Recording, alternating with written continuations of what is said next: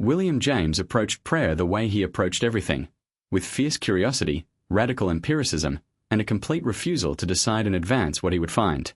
He was not a conventionally religious man, but he was not a dismissive materialist either. He thought that prayer, one of the most widespread and persistent practices in human history, deserved to be understood on its own terms, with the same rigor he brought to the study of habit, emotion, and consciousness.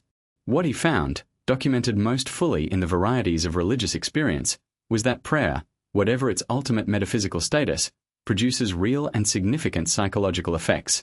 And understanding these effects tells us something important about human psychology that extends far beyond the question of whether prayer works in a supernatural sense.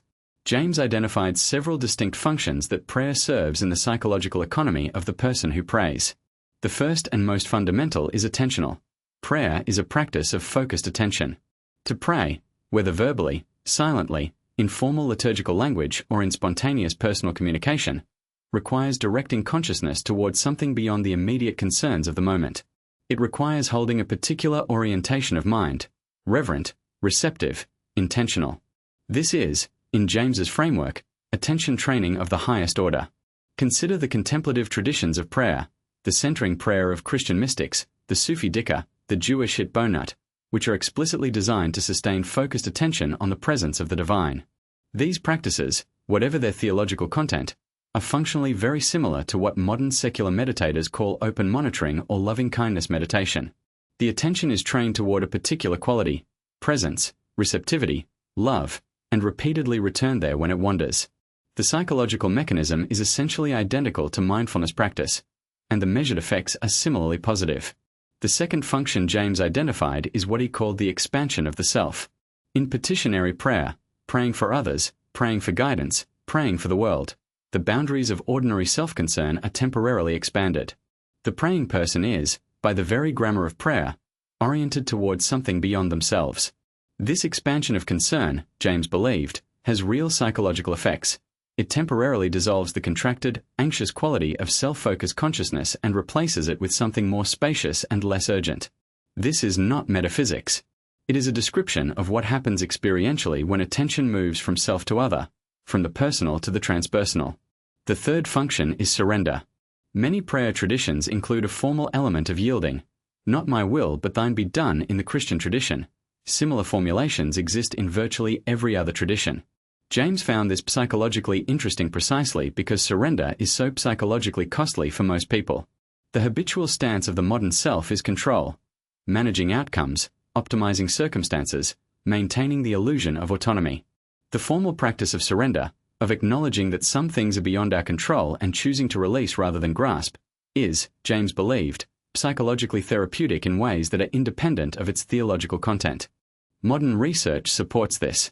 Studies consistently show that people who have a strong sense of personal control over outcomes show better outcomes in domains where control is genuinely possible, but worse outcomes in domains where it is not, because the attempt to control the uncontrollable generates chronic anxiety. The practice of surrender, of distinguishing what is and is not within one's power and genuinely releasing the latter, is associated with low anxiety, better psychological flexibility, and greater resilience. The Stoics knew this. Every major contemplative tradition knows this. James formulated the psychology of it. The fourth function is meaning-making.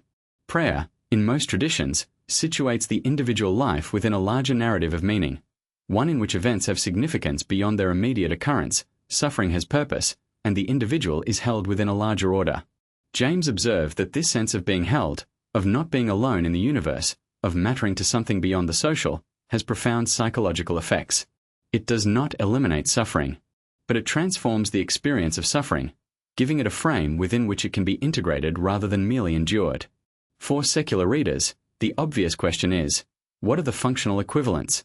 James would point toward practices that serve similar psychological functions: meditation for attentional training, compassion practice for expansion of self, Stoic acceptance exercises for surrender, and engagement with philosophy, art, or nature for the experience of being situated within something larger than oneself.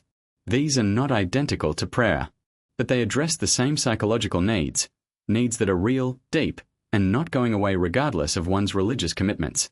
James wanted to understand what actually helps human beings flourish. Prayer, he found, does, and understanding why reveals something important about what we fundamentally need. Subscribe to The Psychology of William James to explore more of his uniquely honest and comprehensive approach to human psychological life.